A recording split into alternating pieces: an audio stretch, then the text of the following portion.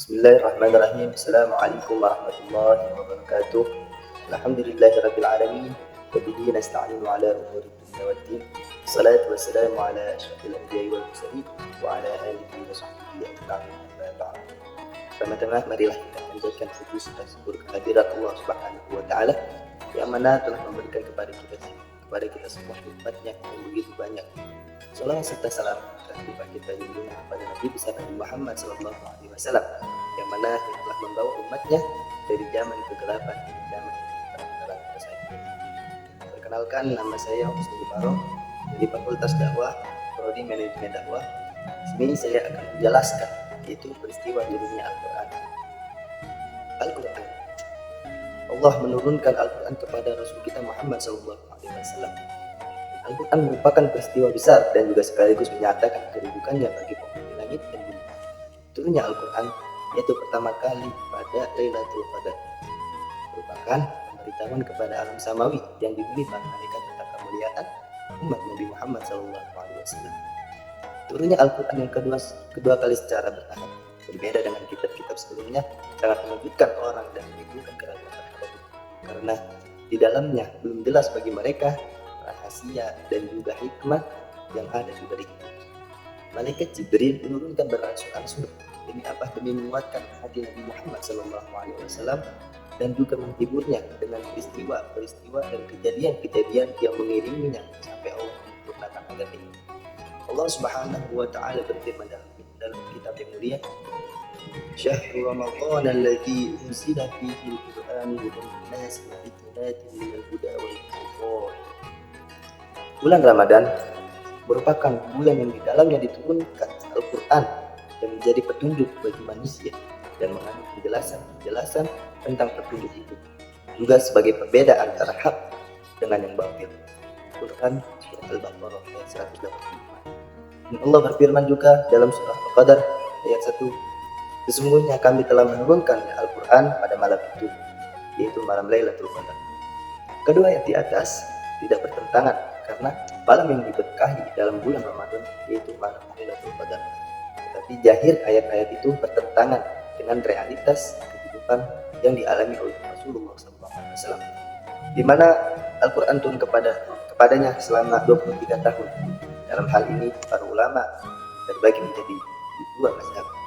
Yang pertama mazhab Ibnu Abbas yang jumlah ulama kemudian dipegang oleh jumhur bahwa yang dimaksud dengan turunnya Al-Quran dalam kedua ayat di atas ialah yaitu turunnya Al-Quran sekaligus dari Baitul Izzah ke langit dunia. Selanjutnya Al-Quran itu diturunkan secara berangsur-angsur selama 23 tahun sesuai dengan peristiwa yang mengiringinya sejak beliau diutus sampai wafat. Selama 13 tahun beliau tinggal di Mekah dan selama itu pula wahyu turun kepadanya. Sesudah hijrah beliau tinggal di Madinah selama 10 tahun dan beliau wafat dalam usia 63 tahun. Pendapat ini didasarkan kepada riwayat-riwayat yang sahih dari Ibnu Abbas antara lain. Allah berfirman dalam surah Al-Furqan ayat 33, dan mereka tidak membawa kepadamu sesuatu kata-kata yang ganjil yaitu untuk menentangmu, melainkan kami bawakan kepadanya kebenaran dan penjelasan yang sebaik-baiknya yaitu untuk menanggapi segala yang mereka katakan. Dan Allah juga berfirman dalam surah Al-Isra, dan Al-Quran telah kami turunkan dengan berangsur-angsur agar kamu membacanya perlahan-perlahan kepada manusia dan kami menurunkannya bagian demi bagian. Yang diriwayatkan dari Ibnu Abbas, ia berkata, Al-Quran itu dipisahkan dari Al-Zikr lalu diletakkan ke Baitul Izzah di langit dunia dan malaikat Jibril mulai menurunkannya kepada Nabi Muhammad SAW. Mazhab kedua berpendapat yaitu yang diriwayatkan dari Asy-Syafi'i bahwa yang dimaksud dengan turunnya Al-Quran itu dimulai pada Lailatul Qadar di bulan suci Ramadan. Kemudian sesudah itu turun secara bertahap sesuai dengan peristiwa yang mengiringinya selama 23 tahun. Dengan demikian Al-Quran hanya satu saja cara turun, yaitu secara bertahap kepada Rasulullah SAW karena dinyatakan dalam Al-Quran, dan Al-Quran telah kami turunkan dengan berangsur-angsur agar kamu membacanya perlahan-perlahan kepada manusia dan kami menurunkannya bagian demi bagian. Quran surah Al-Isra ayat 100. Kita lihat dari antara pendapat yang pertama dan kedua, bahwasanya pendapat yang kuat ialah Al-Quran itu diturunkan 2 kali.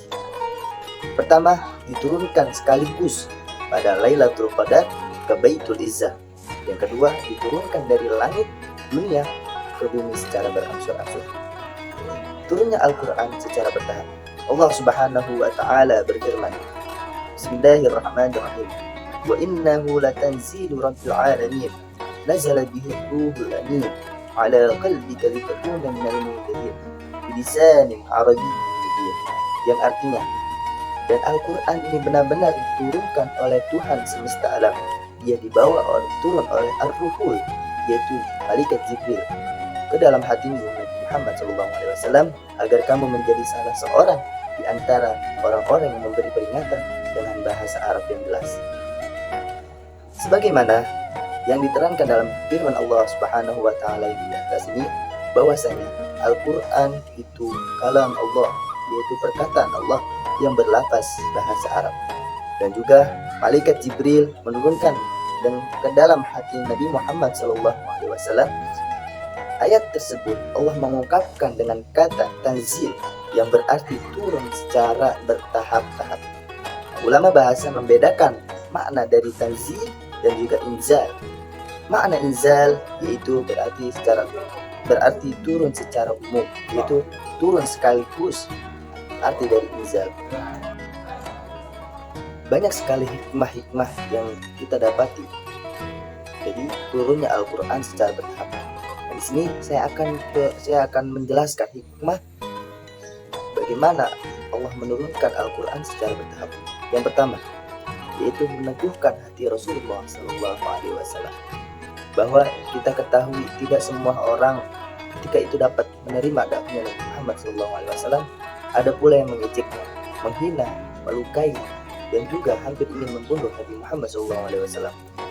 Sehingga Allah berfirman dalam Qur'annya, Bismillahirrahmanirrahim. فَلَعَلَّكَ بَاخِعٌ نَفْسَكَ عَلَى آثَارِهِمْ إِنْ لَمْ يُؤْمِنُوا بِهَذَا الْحَدِيثِ أَسَفًا. Yang artinya, maka barangkali kamu akan membunuh dirimu karena bersedih hati sesudah mereka berbalik, sekiranya mereka tidak beriman dengan keterangan ini, yaitu Al-Quran. Ini merupakan nilai penting bahwa Al-Quran itu diturunkan secara berangsur-angsur, tanda bahwa semakin menguatkan hati Nabi Muhammad SAW ketika berdakwah kepada umatnya. Hikmah yang kedua yaitu tantangan dan mukjizat. Di sini Allah berfirman dalam surah Al-A'raf, mereka menanyakan kepadamu tentang hari kiamat. Dan juga Allah berfirman dalam surah Al-Hajj, artinya, dan mereka meminta kepadamu agar ajab disegerakan. Jadi arti yang di atas, dari makna yang di atas, maka Allah langsung turunkan firman-Nya untuk menjawab pertanyaan-pertanyaan orang kafir tersebut. Allah berfirman dalam Quran, Bismillahirrahmanirrahim. وَلَا يَأْتُونَكَ بِمَثَلٍ إِلَّا جِئْنَاكَ بِالْحَقِّ وَأَحْسَنَ تَفْسِيرًا. Yang artinya, dan orang-orang kafir itu tidak datang kepadamu dengan membawa sesuatu yang ganjil, melainkan kami datangkan kepadamu sesuai yang benar dan yang paling baik penjelasan. Surah Al-Furqan ayat 33. Maksud dari di atas yaitu setiap kali mereka, yaitu orang-orang kafir, datang kepadamu wahai Muhammad dengan pertanyaan-pertanyaan yang aneh-aneh, kami datangkan kepadanya yaitu jawaban yang benar dan juga berbobot dari pertanyaan-pertanyaan yang merupakan contoh dari kebatilan. Hikmah yang ketiga yaitu memudahkan hafalan dan juga pemahaman. Bahwa kita ketahui Rasulullah SAW yaitu seorang yang ummi, yaitu seorang yang tidak membaca dan juga tidak bisa menghafal.